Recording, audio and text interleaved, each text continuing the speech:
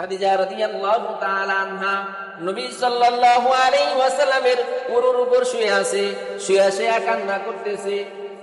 এমন কান্না করতেছে, নবী আমার জিজ্ঞেস করে, ও খাদিজা, কেন আপনি কান্না করতেছেন?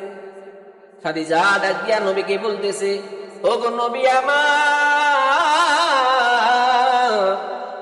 ও নবী, আমার শরীরটা বেশি ভালো না, মনে হয় এই দুনিয়ার মধ্যে আমি আর বেশি দিন থাকবো না। আল্লাহ রাসূল সাল্লাল্লাহু আলাইহি ওয়াসাল্লাম খাদিজা রাদিয়াল্লাহু তাআলা আনহার কপালের মধ্যে হাত বুলায় দিয়েছে। কপালের মধ্যে হাত দিয়া দেখে খাদিজা রাদিয়াল্লাহু তাআলা আনহার শরীরটা অনেক গরম হয়ে আছে।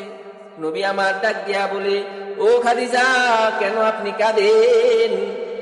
খাদিজা রাদিয়াল্লাহু তাআলা আনহা বলতেছে, ওগো নবী আমার, এই মক্কা নগরীতে আপনার দুশমনের অভাব নাই। এই মক্কা নগরীতে আপনার দুশমনের অভাব নাই। সকল কাফের বেঈমানেরা আপনাকে নবী কষ্ট দেয়।